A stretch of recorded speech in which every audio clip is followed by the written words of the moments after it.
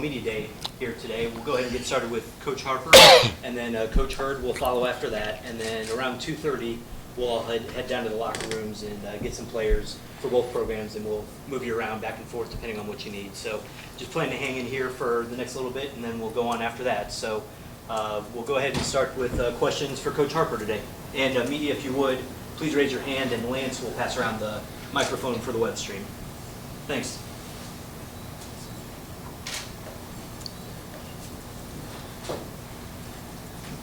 Coach, as you guys continue to gel a lot of those pieces, how's the progress been since we last saw you? I mean, they've been good. It's a work in progress, obviously, but they've been a great group to work with in terms of not having to coach effort and not having to coach attitude. They've been good. Now, you know, obviously, we have to be patient with them. I mean, anytime you have that many new guys, there's a learning curve. But I do see a lot of potential, and I think this team has a lot of room for growth as we go throughout the season.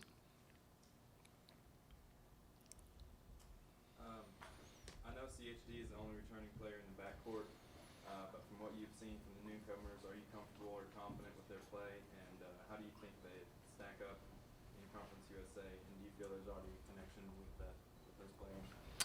I think probably right now our strength is our backcourt. I mean, when you look at Chris McNeil and Marlon Hunter, the two freshmen, Fred Edmond, Aaron Cosby, Nigel Snipes, we're playing both in the front and backcourt. But I think that's going to be the strength of our team. I think we're a little more athletic in the backcourt. We have the potential to break guys down off the dribble, which has been a little bit of a concern for us the last couple of seasons. But we need each of those guys to play to their potential, and we have to remember that Chris and Marlon are still freshmen. They're going to make some freshman mistakes, and we got to be patient with those guys and watch them grow and get better throughout the season. Coach, when we talked to Ben last, he mentioned how there's a lot more competition in practice this year. Guys aren't really complacent with maybe their minutes or their standing. What's the biggest benefit of that in these practices? I just think anytime there's competition, I think it's good. And if you ask me today for a starting lineup, I couldn't give you one. We've had one real 40-minute inter-squad red-white game, whatever you want to call it, and the guys that charted out and ranked the highest out of that have not necessarily been the ones on a daily basis. But it's not a bad thing. I think this is a team that you could see a different leading scorer a lot of different nights. I think we can play a lot of different lineups, a lot of different combinations. So this is good. This is a team that's got some potential to do some different things. Talked a lot about Fred. Does he feel that pressure? Does he understand how much he's going to be counted on to score?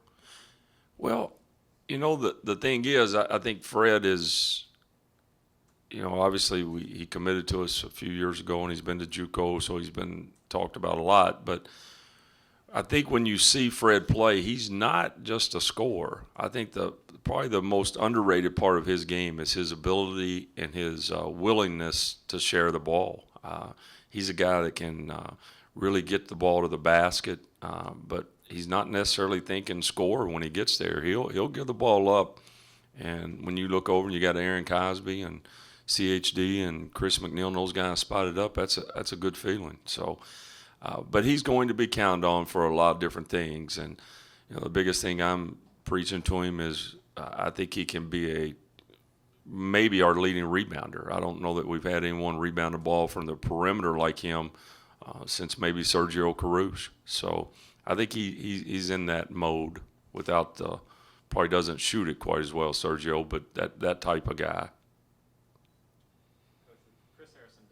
What's the role you envision for him this year? How much flexibility is there because of those other guys you have? There's a lot. I think he's going to have the freedom to score the basketball. We're not going to have to rely on him to run the team and score. He's going to be freed up to be able to score a little more. And, we can play him and Chris McNeil together. Aaron Cosby has looked really good at the point as well. We've experimented with that a little bit. So I think the best part of the CHD's game is he's a competitive little dude, and he knows how to get the ball in the basket. And hopefully we can free him up with this team to be able to do that a little bit more. I know Ben made big strides improving last year after playing some FIBA ball. Do you see more improvements this year after another season with that? I just think he's continued to get better, like most kids, and gain confidence. You know, when he got here, he was 190 pounds, and today he's 230.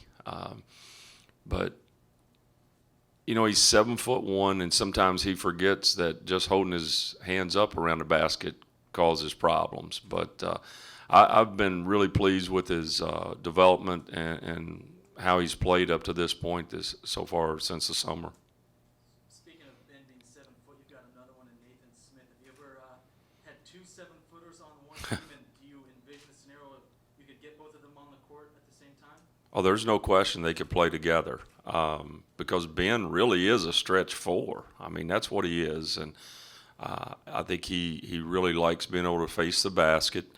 And Nathan is the total opposite. He understands he's a 5. He's not afraid of contact. He's a little farther along than we anticipated. Now, with that being said, he's been out for about a week with a strained calf. It's nothing that's going to keep him out long term, but you know, I think you could play those guys together no problem, and it'd actually be fun to see how they play out there together. You mentioned Aaron. What kind of leadership has he brought in? You know, being a fifth-year guy and the experiences he's had at elsewhere. You know, he's been terrific. I'm so excited what he's brought to the table, not only in terms of what he's on the court, but you know, being a leader with some of these young guys in the locker room and off the court. And you know, Aaron has always been labeled a scorer, and you know, I was a little concerned how he would adjust to going back and playing some point guard, but he's embraced it. And you know, he and I have had a lot of conversations about that, and I don't think he wants to be labeled just a scorer. I think he wants to be labeled as a very good and a very well-rounded basketball player. And up to this point, that's what he's shown us as a staff, that he can not only score, he can rebound. He's a good passer, and most importantly, he's been a really good leader on this basketball team. Justin Johnson, last year you talked about some of the things you may phrase it differently, but getting up and down the court, some of those things that you kind of had inconsistencies with. Has that improved, you feel like? Oh, I think it improved before the season was over. I think it held him back early. He didn't, you know, he didn't always transition really well from offense to defense. And Justin was sitting here, he'd tell you the same thing. But I think he, over the course of the season and watching tape and hearing us talk about it a lot, that he just continued to get better. And by the end of the season, he was the guy that we went to first go off the bench. Now, we need him to take a big step. And, you know, we think he's more than capable of stepping in and filling those shoes of number 44, who was a great player, a guy that we're going to miss. But I think Justin can go out and get those same type of numbers that George gave us last year. So it's a thing with Justin, that a mindset, I think, that George really had that mindset of when he was right. I think he had 10 straight double-doubles last year.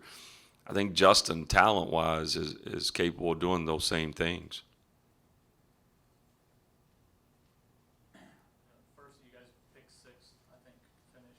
Thoughts on that? And then, do you feel any personal pressure as a coach to make sure this team gets back to the tournament? No, I mean, you know, every team wants to get to the tournament. I mean, we got 10 new guys, and what we want to do is get better each and every day. And I think this is a terrific league, first and foremost. And if you look at those teams that are picked at the top, they're all, you know, teams that return a lot from last season.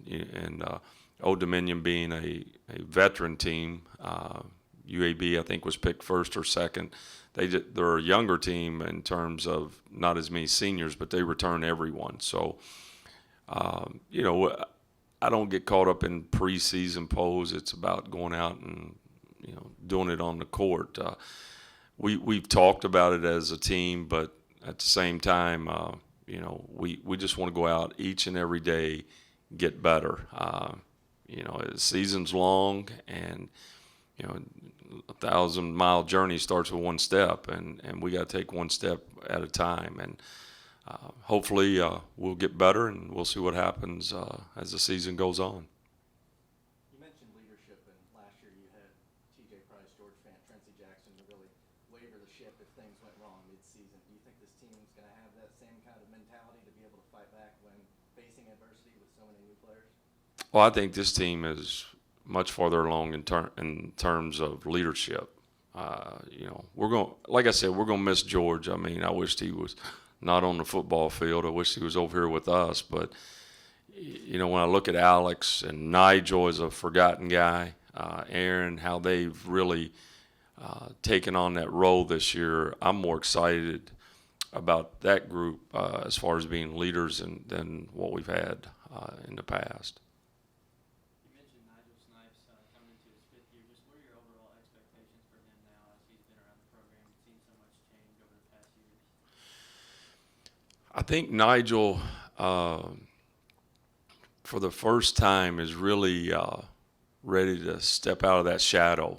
And, you know, I'm happy for him for how he's played and how he's worked this summer. And, you know, I think he's never looked at himself as a leader. You know, you think he came in at the same time as George and those guys, and he kind of was content to stay in the background, stay in the shadow, if you may. But he's going to step out of that shadow. And I think, you know, he's had some games in the past where he looked great. And there's been days in practice where you're like, wow. But he's not always been able to translate that on a consistent basis. And I think that's coming. And we need it desperately from him. Coach, obviously when you have so many newcomers, there's that question mark. Nobody knows what to expect. As a group, you know, you spend obviously all this time with them. Are they starting to develop, you know, a personality amongst themselves as they approach the season? You know, I think they'll take on. I always said this: a team will always take on some type of identity as the season goes on, and what that identity will be with this team is still a little unknown. But I think it'll be a team that you're going to see that will compete and fight you night in, night out, and they're not afraid of the moment. We got some guys that, you know, I wouldn't be afraid to go into a real tough battle with them, and I've seen it on a daily basis with these guys. They've probably been the most consistent group that we've had day in, day out as far as coming to work and being prepared. You talk about the leadership being better than last year. That might be kind of surprising because you had those 4-year, you know, consistent starters in the last teams. Is it really just like guys, I guess, stepping up and kind of seizing that role more than the past? And I guess I should clarify a little bit. I'm saying it in terms of calling guys out. If you're not really busting your tail where it's not me every day. And I've always said that they have to take ownership, and I don't think that was always the case. But it's not as easy to do for me to call you out if I'm the guy that tomorrow is going to be the one not giving 100% effort. And I've seen that with this group. And again, it goes back to Nigel Snipes, Aaron Cosby getting out of his comfort zone. Aaron Cosby's not a vocal kid. I don't know if you guys will talk to him today, but I mean, he's quiet. And we've really tried to get him to be uncomfortable, to talk, to communicate on the court and off the court. And, man, he's done a great job with it.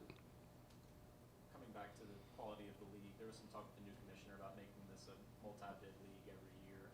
I know there's been some teams that have been on the fringe here lately that people feel like maybe should have been in, but is there anything you see that, you know, the league as a whole needs to do to kind of raise that profile, I mean, beyond just playing on the court?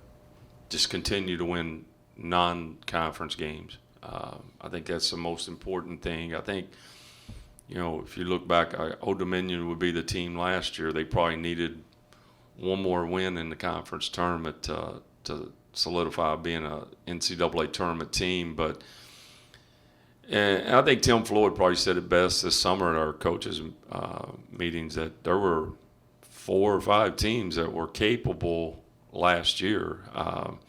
You know, you look at ourselves included. I mean, we had the one stretch right there, the 4-game stretch. It probably it kept us from having a chance to win a conference championship as well. But it's a very good league, and I think anytime you change leagues, that first year's that transition, you really don't know what to expect.